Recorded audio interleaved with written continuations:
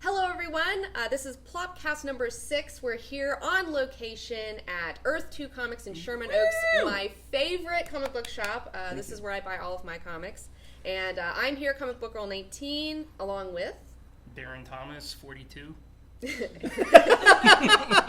that Guardiangelo 1? Awesome. And today we're going to focus on talking about independent comics, creator-owned publishers, none of the big two stuff. We're going to talk about all the great comics coming out that are not necessarily superhero, Marvel, DC stuff. Right. So let's get right into it. Let's start with Image Comics. They have a lot of really good stuff coming out right now. Unbelievable amount of good stuff. Now, I haven't read this one yet. You guys told me to pick it up, but Ghosted. I liked Ghosted a lot. Yeah. Well, I have to read like 20, 30 comics a week. You know what I mean? Yeah. And so it's kind of like sometimes you're like... I know.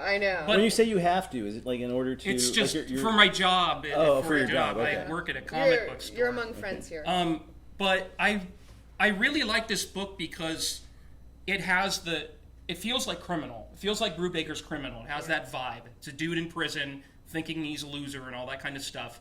And he gets busted out of prison, and the reason he gets busted out of prison is so some weird, crusty old man can hire him to steal a ghost. I like it. I like ghosts. Ghostbusters, 13 Ghosts. It's a terrible movie. I love that one. So. Oh, come on, that wasn't. It's got some good makeups. I think for Michael me, J. Fox is underrated. He would be great in Ghosted. He would be great as the character. But it's also got the great first issue thing of a great ending, and I think a lot of people. I think one of my biggest disappointments sometimes with first issues is, it's the opportunity to really hook a reader and make them come back, and sometimes there's so much of that like writing for the trade. It's just like, I got to 18 pages and I'm going to stop because they're just going to be here next month. Well, there's no guarantee, and I think Brian Vaughan is someone who kind of set a standard. Yeah, I was going to say Vaughan is always the and Ex Machina, right? Or Ex Machina. Sorry. Saga, Runaways, Yeah. all those things end on like, oh my God, I need issue 2 right now. And this had that feel for me. It's well written, it's fun, it's a supernatural caper, and it leaves you on something where you go, oh, this is cool. Yeah. Well, what about Lazarus, Rucka? New deal? I liked Lazarus a lot. It made me feel like about Soylent Green, but if Soylent Green weren't just people, but if Soylent Green were actually a good movie. Right, that movie goes on, just drags on and on, but... I mean, I just like the premise of it. Which is... it's like... see if you guys can relate to this, because it's really far, it's like almost unrelatable, but there's sort of like a country, America, I believe, where the rich are so rich that there's just very, very few rich people, and most everybody else doesn't have anything. Oh, that's a really far out there concept. Far-fetched, I know, but in this book, it's kind of like, it's even more like that. There's only a few families in the country. And they're like controlling the country, and then they each have one member of their family is a Lazarus, or no, she's... It's a Lazarus, but it's which basically using nanites, which are little robots and stuff like that. Yeah. They have this technology where basically you can't be killed. Right. And you protect your family's interests. Yeah. So ostensibly, this is the book starts with a break-in. Right. And what they're trying to steal are seeds. Mm-hmm. Yeah. People own seeds, which isn't so far-fetched with corporations like Monsanto, which are copywriting, or not copywriting, but they're putting patents on things. So it's not only we can make corn. It's not far-fetched, and anyway, and Greg Rucka is a great writer, and Michael Lark, the Gotham Central team. The art is amazing. Gotham Central team reuniting. Yeah, I enjoy that. In the future, it becomes more feudal again, like how we kind of go back to the past, where you have these great houses and these families, and they have their own dramas, and there are weird things going on within the families, power struggles. But again, I think like if you read the last 4 pages of the book, he goes into the science that he puts in there and into the economic realities of the United States. Mm-hmm. So you goes, you think this is far-fetched? Right.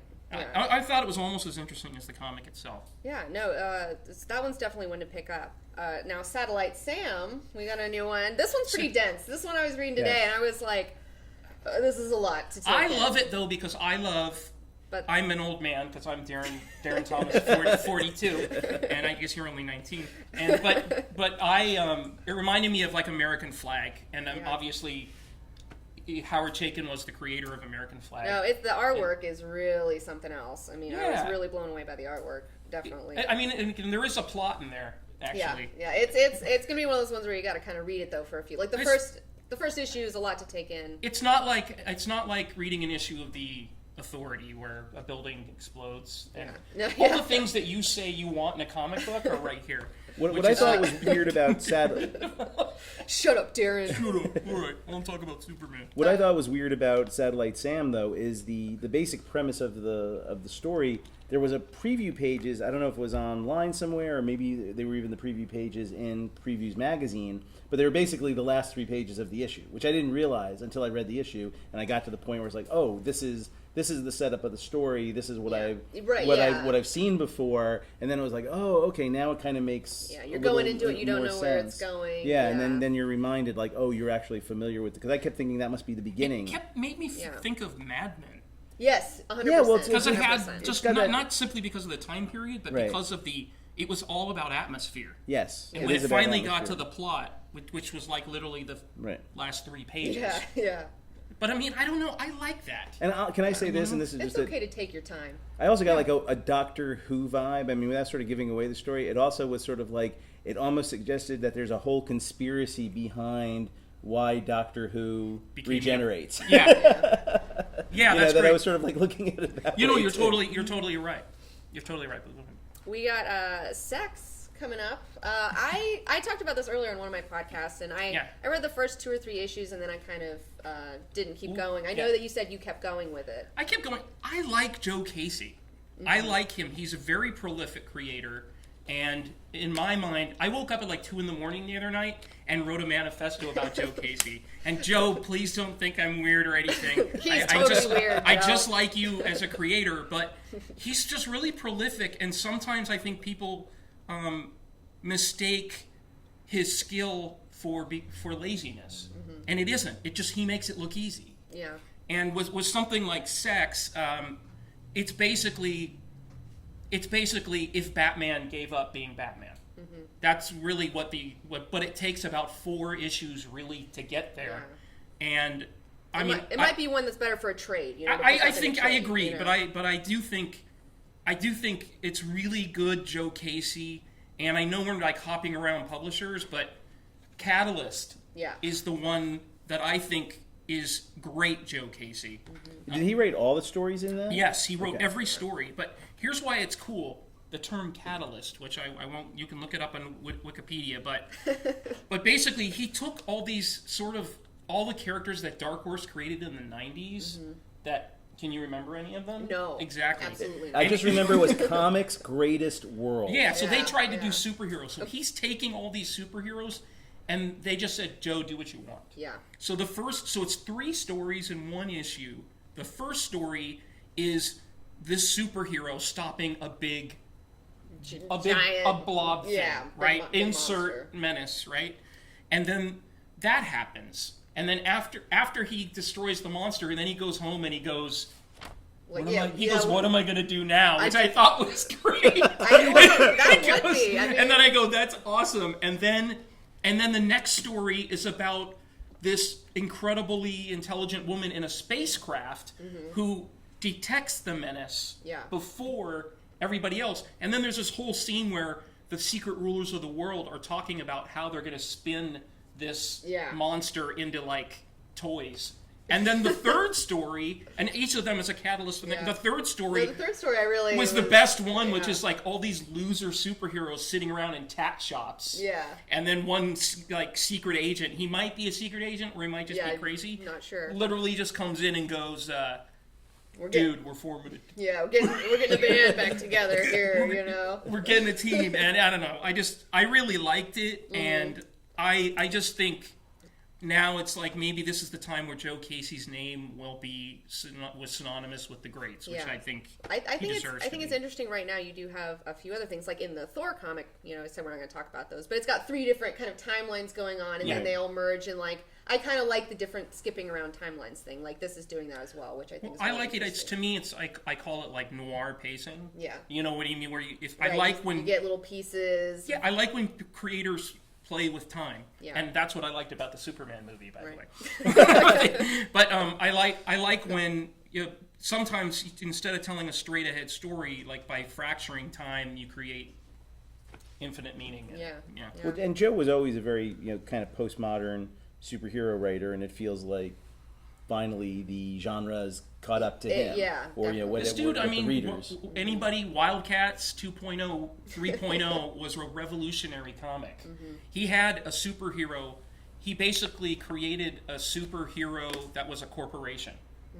So, like the dudes who were in Wildcats, who were in the Image comics, were like roided out and everything like that. He basically had Spartan, the android or robot, took over the corporation. And that was the story. The story was about the corporation creating batteries that never ran out. And then who comes against him now that he has all this technology. And of course, they canceled it and never let him finish the story. Yeah, as that happens far too often. But Jupiter's Legacy, this is an exciting new one. Mark Millar, Frank Quitely. Yeah. I've been really enjoying it. It's, again, a postmodern superhero type situation. And again, doesn't really click until the second issue. Yeah, you don't 100%. You don't get the premise of the book until there's the second issue. There's a lot of setup in that first issue. I mean, they should have done either like a double-sized or but it's Mark Millar, so people are gonna stay, and Frank Quitely, so people are gonna stay with it. So they've got sort of a different standard. I mean, one of the things at the shop we always realize with Mark Millar's stuff, it's got the longest legs of any comic ever. Going back to not only the Marvel stuff, but even like Kick-Ass. When he sort of got into that, Kick-Ass, Nemesis, Superior thing, you'd have people when the last issue would come out who would still come in and like pick up all the issues. And so there's always this really long tail because he seems to reach people who aren't just your weekly, comic book readers. So, so maybe that's why he doesn't necessarily say, "Oh, I have to jam it all into the first issue." But I really like. And frankly, that this book. is a Mark Millar there's 2 different Mark Millar writers. There's the shock jock, Mark Millar, who's like, girlfriend's gonna get raped, your dad's gonna die, I'm dropping your dog from a roof. But this one is brutal. This one is more like had the subtlety of like Superman Red Son. I thought, in fact, like setting up a story like basically the Cardassians with superpowers. I really enjoyed the celebrity aspect of it, and like what it would be like more if it really was in our world, and the children are, of these wonderful superheroes. They grow up like, I don't know, this disaffected youth, they never to strive for anything, and they're just like pieces of shit. And, my favorite character is the guy who shows up every time there's a big battle or crisis or fight and just stands off to the side. And he goes, I did something. He goes, I know your uncle. I know you didn't do anything. No, but I was there. Like, he wants the points for showing up. Like, I was there when everybody fought. No, but you were standing on the beach. I was at the Crisis on Infinite Earths. I was. No, it's got that really great, that family vibe going on too. Where it's like, you didn't show up for Thanksgiving, and you're gonna get in trouble. But it's like, you just gotta. But it's definitely gonna take a much darker tone. I can tell. 100. Once you get the premise. I mean, we've already had an drug overdose, and we've already had some sluts getting banged in the bathroom. But I mean, basically, it's like it's like Superman. Their Superman avatar in this is just basically.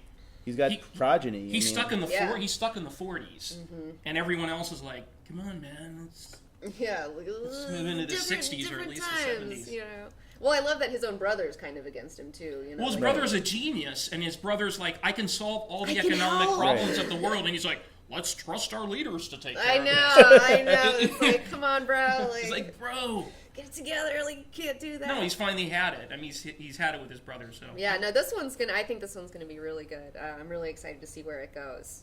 Speaking of something that I'm really excited about, that I think is really good. East of West, man. Hickman. So good. Like, such an odd world. Such, it's America in this alternate universe where it's split up into 7 different sections, and one of them is like the Confederacy type of deal. One of them's like a Wild West type of deal. One of them's like a... Basically, he played D&D a lot. I can tell Hickman played a lot of D&D. There's a lot of imagination. And made up like 50 years worth of stories that he's now putting in comics. Because the guy is like incredibly prolific. I mean, he's writing like 9 Avengers books. Right? Yeah. And those are great. And his Fantastic Four run was unbelievable. I feel like he's like... I feel like this one's a little bit more accessible, though, of some of his other stuff. Like, the Avengers stuff is like a slower burn, you know, sometimes it takes a long time. Yeah, there's a lot more death. Yeah. The main character's death, by the way, BT dubs. But yeah, I love that there's the 4 horsemen that come back down, and there's this weird cult religion that all the leaders are into. I mean, it's really interesting. It's weird in a way. It's like it shouldn't make sense. It should be too much, but it isn't. Yeah, totally. I think he's great because I've written a manifesto about Hickman, which I will give to you. I posted it before. No, Darren has the best manifesto. But I wrote a manifesto about Hickman. Manifesti. But he's like the Jack Kirby of writers. Mm-hmm. Yeah, he just seems to create things the way Jack just is like, here's the Silver Surfer, here's Mr. Fantastic. He's an idea machine. He's just unbelievable. I mean, it's like I would pay him. I'd go, here, dude. Here's like $1 million. Just keep vomiting out whatever it is you're doing. Yeah. Just hope he doesn't get to Captain. No, this one is just it's really been exciting for me. I've really enjoyed it, and that's definitely one I think that. Do you like the Mars book that he does? What's that one? Red Mass on Mars. No. What's the one? Oh, another one. Manhattan Projects. Manhattan Projects is great. That one. That's great. See, this is a problem, Darren. You're supposed to tell me about this stuff. You know what it is? It's kind of like I'm going like, oh, this is Comic Girl 19. I would think by now you would have known about it. No, that's a great one. That's like, imagine if it wasn't just the Manhattan Project, right? Mm-hmm. It wasn't just the nuclear bomb.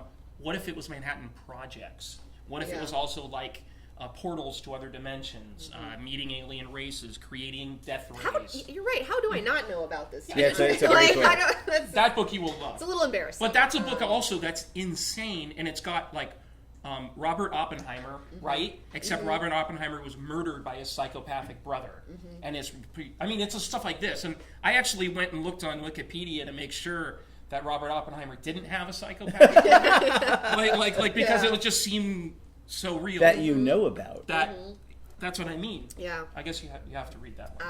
I'm on but it. It's really cool just in terms of conspiracy. Jonathan Hickman is really amazing. Yeah, definitely one to watch out for. Now we got 10 grand here. J. Michael Straczynski, Ben Templesmith. Got a lot of occult weirdness, got some noir stuff going on. Guy's trying to figure out a mystery. He keeps getting brought back. He can't die. Yeah. His wife's been killed. He gets 5 minutes with her every time he dies or something like that. Yeah. He's working on the side of angels. If he dies doing something honorable. Right. He'll be reunited with his wife or girlfriend, fiance, whatever. For 5 minutes. True love. So I would die for the opposite to happen.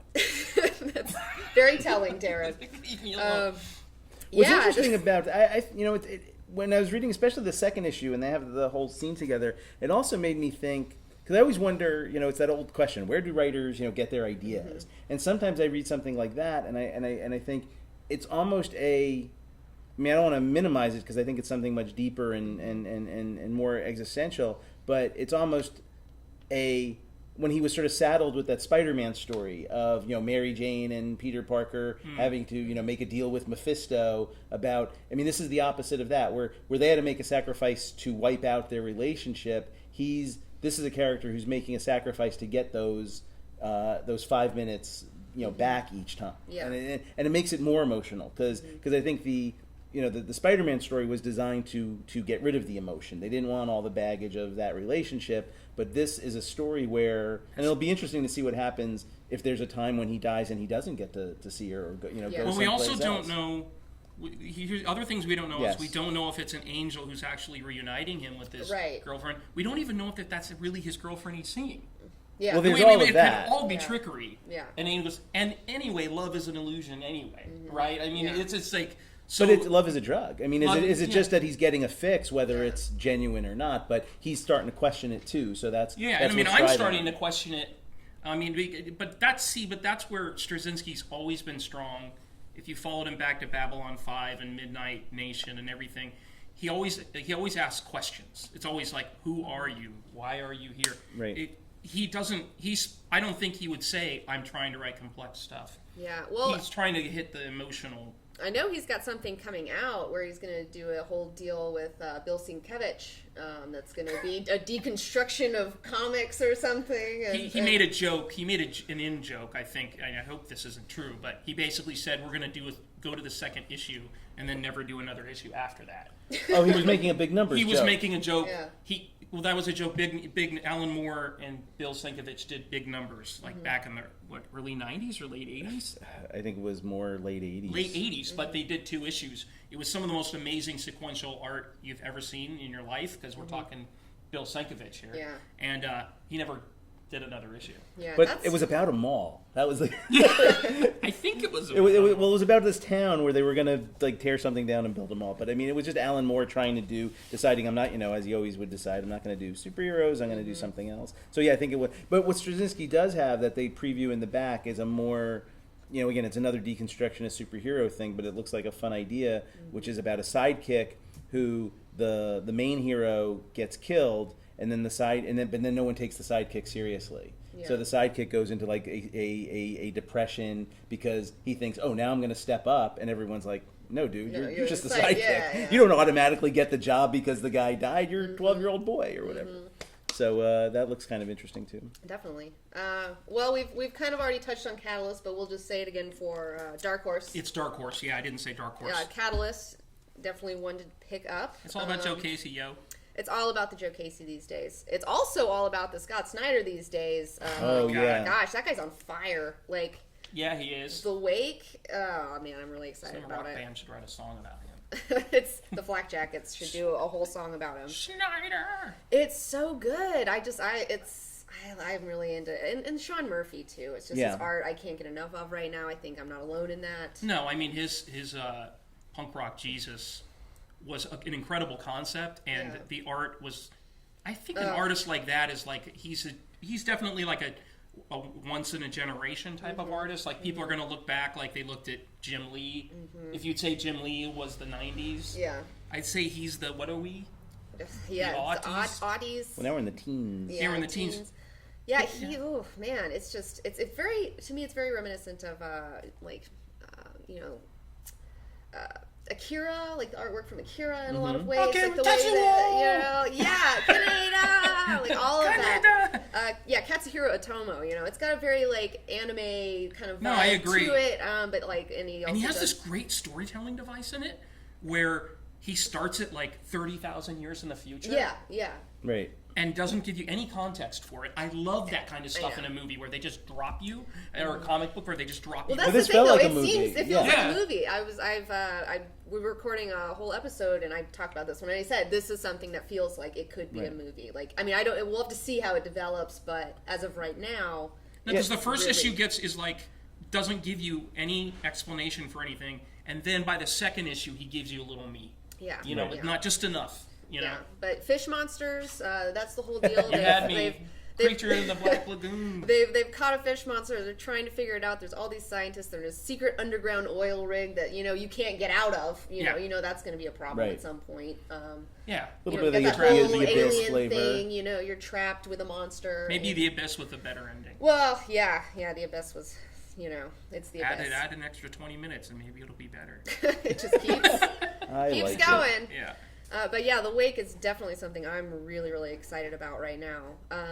And that's one I think that definitely is going to feel. I mean, that's one where I feel that's like, you're really reading chapters, and but as a book, it's going. That's going to just be like it's going to be an evergreen. It's going to be perennial. Yeah. I mean, I mean, it's good 10 issues. That's a meady read. Right is it there. 10 or 12? Yeah, 10. It's 10. Mm-hmm. Wow. Then it's going to pick up quickly. Now, something a publisher that's really coming along right now is Boom Studios. They are just coming out with really great stuff. An unbelievable turnaround, because I really think like early on, Boom sort of positioned themselves as a different type of publisher than I think they're becoming. They seem to be becoming a lot more like Image. Right. Well, Image kind of did the same thing too. They started off very different. Who knew? Who knew? I know. Who in the 90s, when the comic book industry was nearly destroyed by the practices of the chromium covers and Image, that Image would be the savior of the comic book industry. It's very ironic.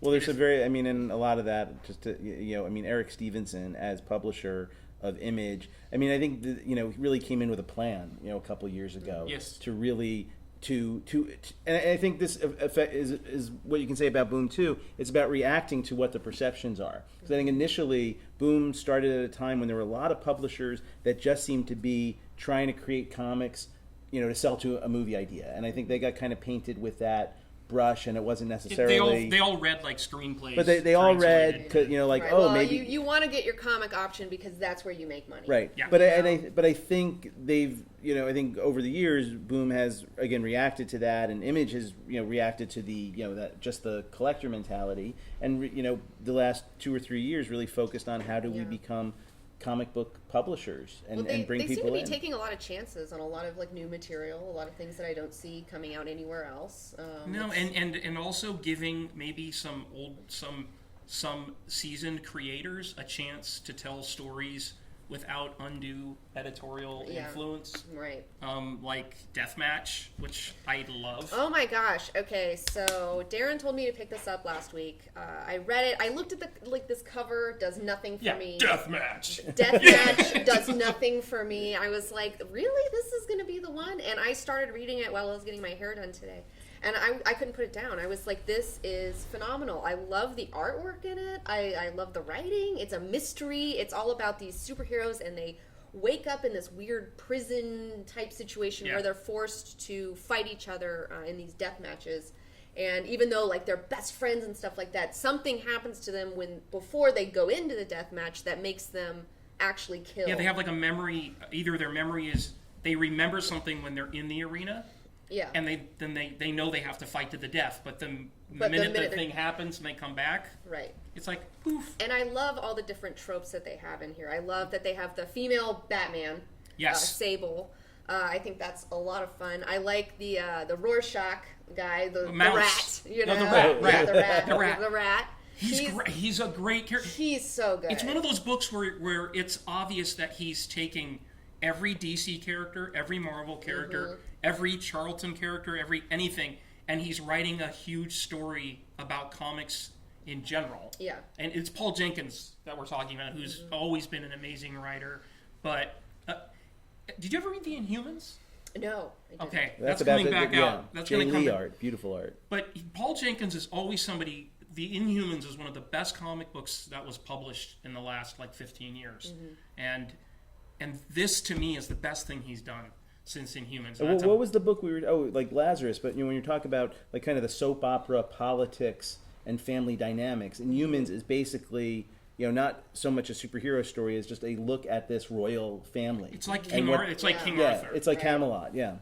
It's fabulous. So when that comes out, you are going to read it. Yes. In Deathmatch, it says it's an ongoing, but I don't know how. They're eventually gonna be deathmatched out. Yeah. Then he'll bring in. They might. It's like Survivor, man. It isn't all the heroes. It's just a smattering of the heroes from the world. It's not like Lost, where you wouldn't buy another plane crashing on the island. That would. It's not like Lost at all because I don't want people not to read it. No, I'm just saying in terms of a serial. But Boom, I really commend you on this book. Yeah, way to go, Boom. And and Ross Ritchie, that's what he's been talking about. People he's always, he's supported someone like Stephen Grant for a really long time. Yes. Who gets to do some really cool things. Paul Jenkins. Mike Carey is obviously is going to come up too. But these are great writers, and giving them Paul Jenkins. When he was doing Inhumans, he was also doing some Spider-Man stories that were not like what anybody else was doing. They were great. It was a great run. It was Mark Buckingham was the artist. And Mark Buckingham was the artist, And he was writing Peter Parker Spider-Man, and he actually took that literally and wrote stories that were about Peter Parker. And he writes great human stories. He reminds me a bit of Straczynski in his command of character. And I buy these characters even though they are tropes of other characters. They're I buy them as their own characters right off the bat. You care about them. Yes, I mean, 100%. Like the Dragonfly guy is like, he's really like, I love his whole. He's deal. Spider-Man. Yeah, I mean, he's basically Peter Parker, but you care about him, and it's weird. It's a very skilled writer who can make you understand the entire history of a character that you've never met before. Yeah. With a few lines of dialogue. Oh yeah, no, it's really well done. Definitely something to pick up. So Paul Jenkins, if you're listening, please come to Earth 2. Yeah, man. so we can high five you. So we can high five you. Yeah, come to Earth 2 so we can high. We'll find him in San Diego next week. Yeah. I won't be there. I'll be here for the non-con. Oh, the non-con, the non-con. Earth We'll 2 talk. is having the non-con. We'll talk about that later. And you just brought up my Carrie suicide risk. Another thing, Right. very interesting. Another superhero type of postmodern deal where it's people they get a shot and they get powers and then all of them are going bad now or something. Like Well, there used to it's be good kind of ones, it's bad not ones. certain really where the book's going to go, which I Yeah. like that because the book starts with like a cop in the middle of a bunch of supervillains killing hundreds of people, and most of his partner gets crippled. Most of the cops die. This one cop survives, and that's when you find out that it's like certain people in the populace can get powers. Not everyone can just take this shot and get the powers. And then there's this clandestine way of getting the shot. These people get in touch with you, and then Yeah, so and he decides like, dude, I'm gonna get the shot. Like he basically uses police work, finds the people who peddle it, gets the injection, now has all these powers, and it's like, where's it gonna go? like now what? Yeah, I'm really interested to see where this one's I don't going. know if it'll go like absolute power corrupts absolutely, but Mike Carey is such an amazing writer that I sense that it won't just be that simple. No, I'm like I said, definitely interested to see where this one's going. It looks interesting. It could fall off, but it could be really good. It could, but Mike Carey is like, I mean, his run on I didn't think anyone could rival Sandman, and he wrote Lucifer, and Lucifer was a side character. I mean, well, he's not a side character. Sorry, Lucifer. I think it was, I'm not a. What are you talking about? He was a supporting player. He was a supporting player in Sandman. But I mean, Lucifer was amazing. Unwritten is amazing. And he's just an amazing writer. Yeah. I can say amazing a lot. It's okay. I say totally all the time. So. Totally. Clive Barker's Next Testament. You told me to pick this one up too. I wasn't going to read. I got to give props to Carr on this one. I was not going to read that because I'm a little iffy on Clive Barker, and I liked it. I'm a big horror fan, and I've never read any Clive Barker for some reason. You've seen some of the movies, though, right? I have. Yeah, I mean, I've seen some of the movies. The Hellraiser thing is actually. What was that Craig Sheffer one where he becomes really like ugly and then hangs out with like a bunch of ugly people? Oh, the Nightbreed. Yeah, the Nightbreed. It's like they're all ugly together. Yeah, and then like the Moonhead guy. Yeah, that the one movies was really are so weird. good, but his prose stuff, is brilliant. Yeah. He's great. I've read some of his short stories. Yeah. Yeah, But this Carr is not got what one. I expected either from Clive Barker. I'm mad because this is the kind of comic book I would want to write, where literally a dude finds God, he finds the God of the Old Testament. Yeah. And we found God, and he's a dick. Yeah, he's a total Just like you thought. crazy And asshole. he kind of points His out name's Wick. he did not authorize the New Testament. So Yeah. there's a big game changer here for the rest of the world. Yeah, there's a scene where he's reading the Bible and he goes, "Well, that happened. But this, that happened. but not that like did not this. happen." Like Yeah, that didn't. Yeah. But he's like, I love the crucifixion though. He's like, he didn't approve of anything except for the crucifixion. Like he said that was a nice touch. Yeah. He was kind of like looking at it like, no, it's really well written. I don't know how I don't know where it's going. I have no idea, weird. but it's like God. I mean, it's like what, the Adventures of God, man. Yeah. Well, it's like this guy. He has a dream. He's called, to find. He doesn't know exactly what he's looking for. He knows kind of, but he finds the Old Testament God, and then now he's bringing him to a dinner party, and like all of his friends are meeting them, and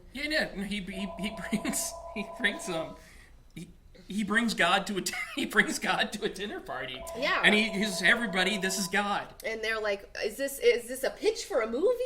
Is this an audition? Everyone's very confused by it. And it's just, and they're trying to figure out like what is going on. It's really interesting. I'm really excited to see where this. And God, and this is not.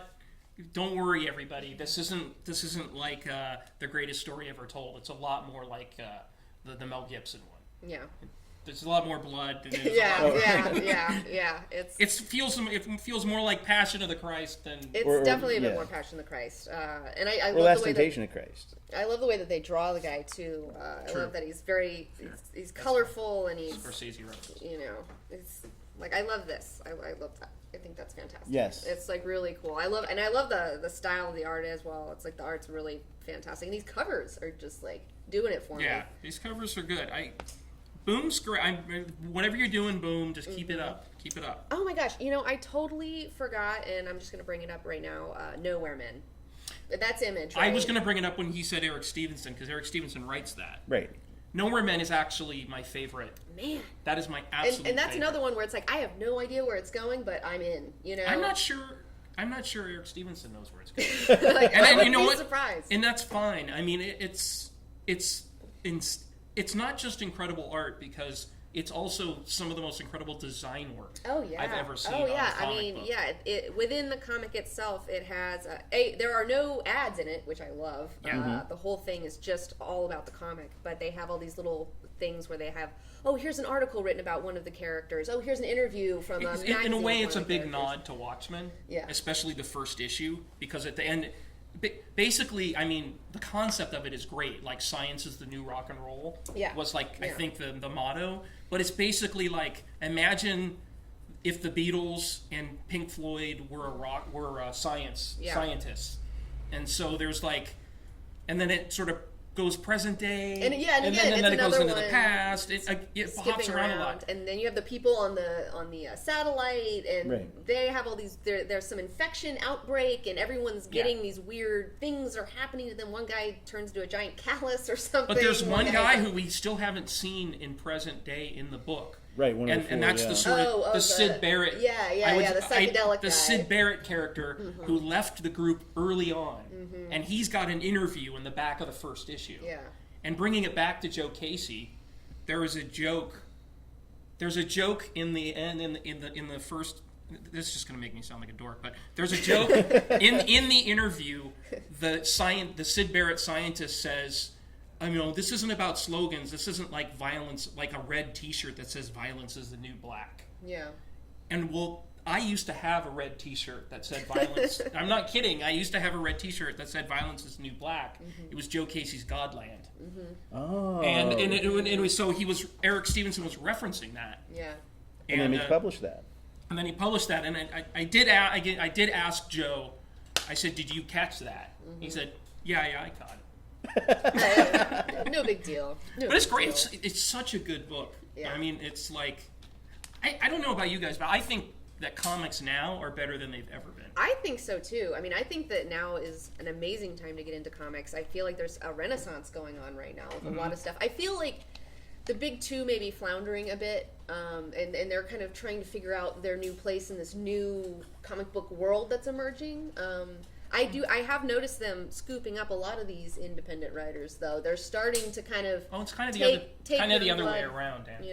Well, because because Jonathan Hickman, all these guys, they basically made money at Marvel and DC, and then now they're doing like you talk about guys like Brubaker, Matt Fraction, right? Yeah. Half these independent books, Joe Casey. Who else? I mean, but then you see, Phonogram, and he's working on Young Avengers now. And Phonogram. Things like that. Thank you for bringing up Phonogram. That's Phonogram is favorite. That is one of the best comics I've ever read. I mean, a comic book about a sorcerer powered by Britpop. Yeah. by 90s Britpop. Yeah, it's. I mean, like Phonogram. They take their power from music. If you're a music person, like if you know a lot about music, like Kirk, who isn't here because he's super lame, but we miss him anyways. Hi, Kirk. Kirk, he's also a music guy. Like you guys know a lot more about music than I do, so it's like you guys get all the references in there, and like there's all. Well, that's the these thing really about great Phonogram, things. though, is you don't. They have a glossary at the back. I know. I had to utilize if that. I don't know every Britpop band. Yeah. Do you know what I mean? Like, but you don't need to. The point is that you could insert. The point of Phonogram is you could insert any like you could insert the '60s in there, and he could be powered by '60s rock. Yeah. And it would still be the same story, which is it's a story about the danger of nostalgia and clinging too much. It kind of has a high fidelity feel to it too, you know, a little bit, where he's like trying to figure it out. Except there's no Jack Black guy telling people to go to the mall. But yeah, I mean, it's interesting to see how things are evolving in comics right now, though. I mean, I think it's great. I personally think it's a really great. I think the big two, particularly Marvel, is really smart in the sense that they're going, Hickman, you got the Avengers books, and they just let them write. Yeah. So these guys are doing great work at Marvel that I think is some of the best stuff I've seen at Marvel in a long time.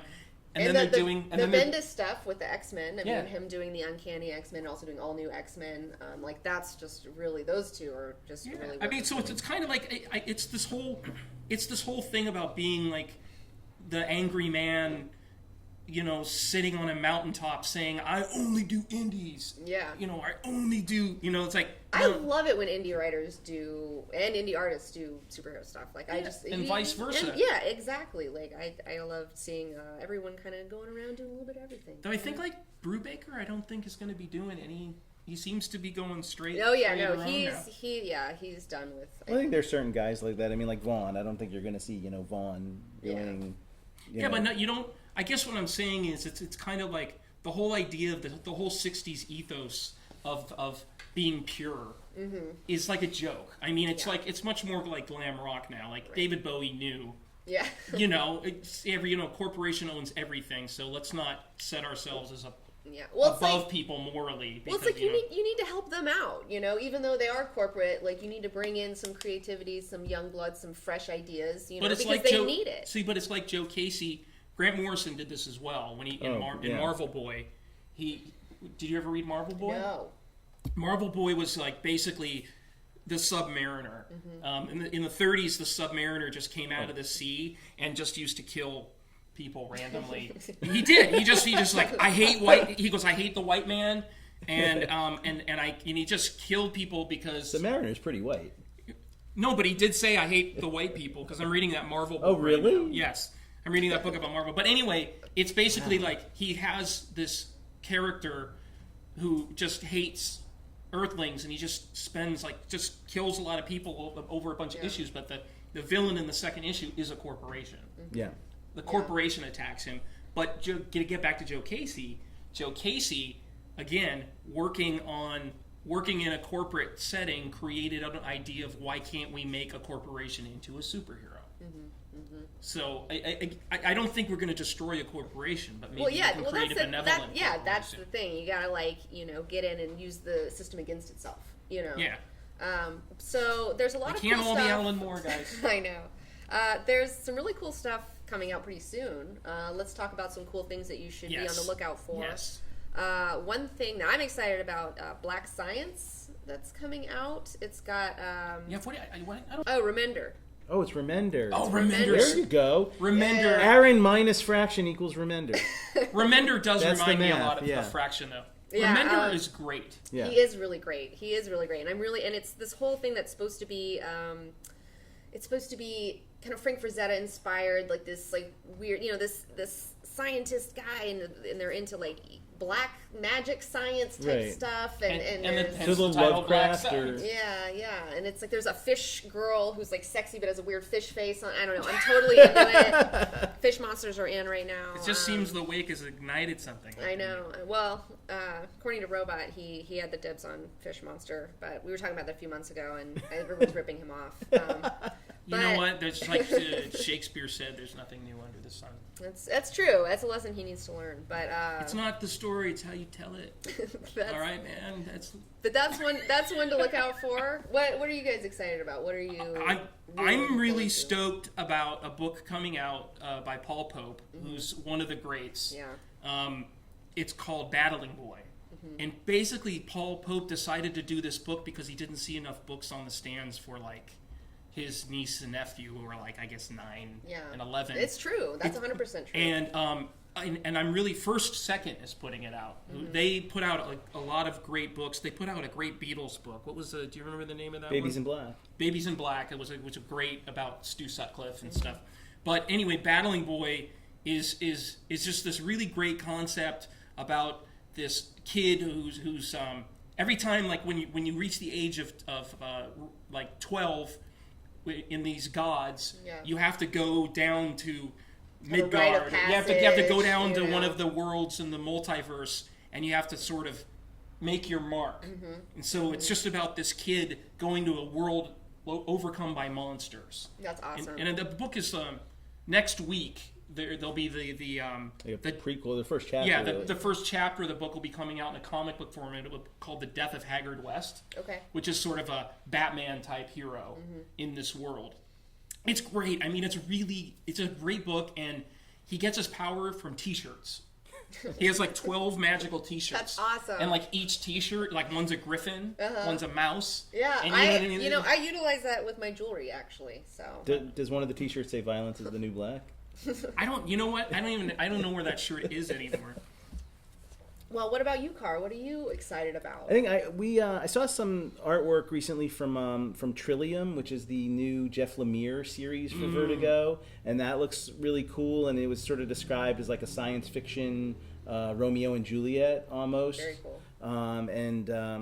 The storytelling in that is amazing. I think I think the first issue is, and what I like when publishers do, especially because we're dealing in like this digital world, and if you create a comic book that is easy to transfer to digital, then that is going to sort of hasten the sort of the death of the print comic. So I like that certain artists and certain publishers are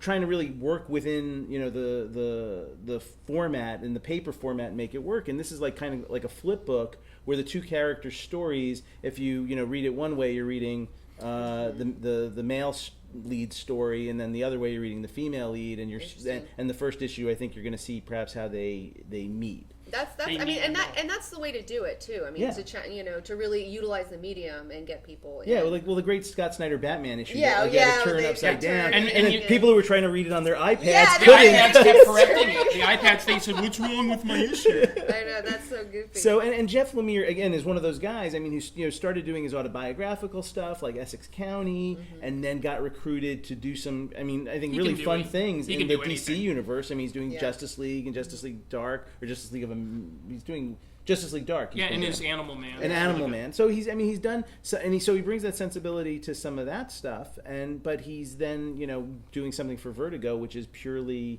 his imagination. So I'm really looking forward to that. Yeah, Vertigo is kind of undergoing a big thing right now, aren't they? Are they Karen Berger, who was the founder of Vertigo, stepped down, and a lot of people were going, shit.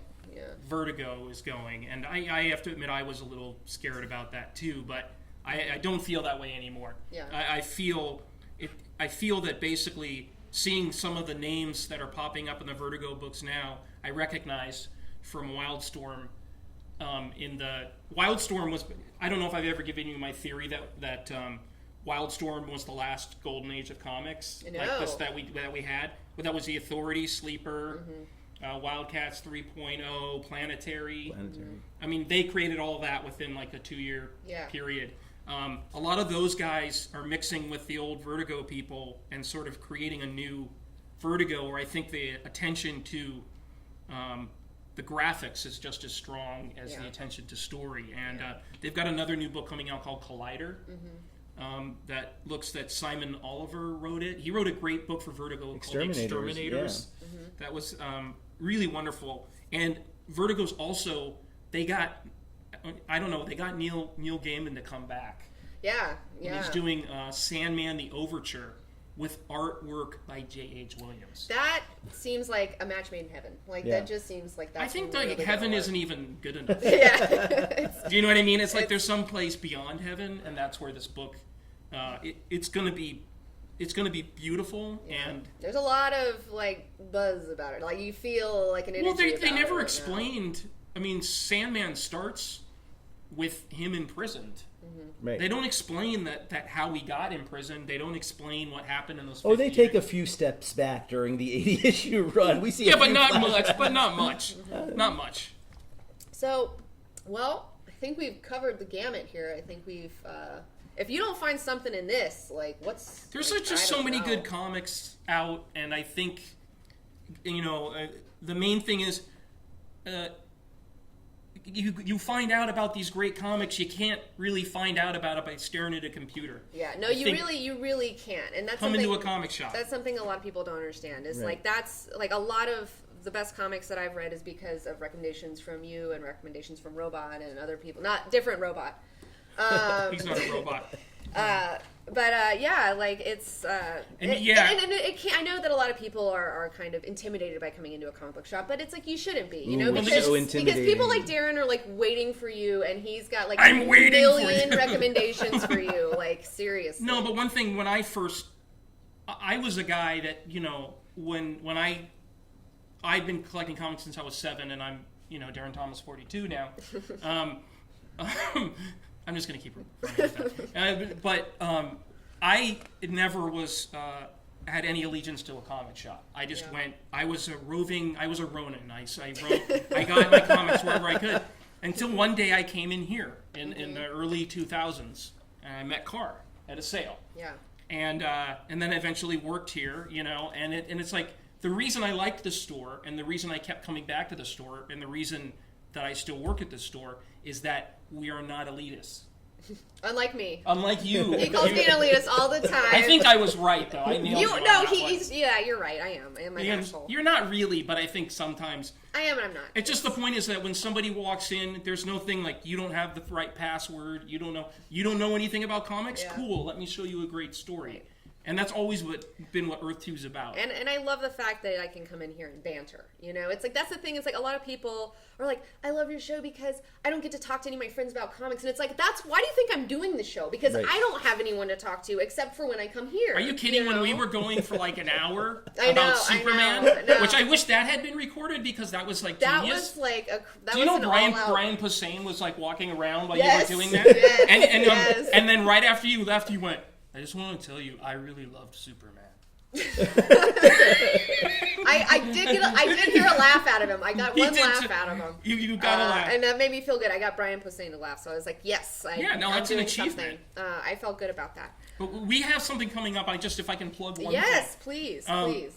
If you can't go to Comic-Con in San Diego, or even if you're only going for a day or so, right. or even if you'd want to stop by on the way during Comic-Con from the 17th to the 21st here at Earth 2 Comics in Sherman Oaks, we are having the Earth 2 non-con. Non-con. That's right. That's exciting. Yes. Tell us, what is a non-con? Well, it's basically, how do I explain it?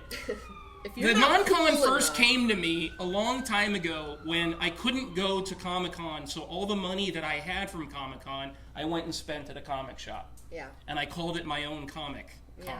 I'm not saying I came My up own with a non-con idea, comic. but that was my idea. Yeah. But so... That was your personal experience. That was my personal... That's how I came to thinking we should do something like this. So we're going to have stuff like... We're going to give out name tags to the non-con... that's really why you go to San Diego. Yeah, For the name tags. Well, lanyards. Yes. Are we going to have lanyards? Well, we could have lanyards. I see here you have fan flare buttons. It's too expensive. No lanyards. Lanyards for staff. Okay. But yeah, no. Basically, if you want a day pass to the non-con, it's free. If you want to go to all 4 days, it's also free.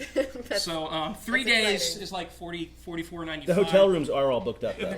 Yeah. There's no hotel rooms. It's basically like we're going to replicate the con without the smell and without being crowded by a lot of people, and possibly getting stabbed. You know. Yeah, no, and we're gonna have. I've already got customers who are gonna call from the floor, who are gonna FaceTime in with us and tell us what's happening. I'm gonna announce the news of stuff that's happening. Very cool. We're gonna have a costume contest just Very like at cool. Con.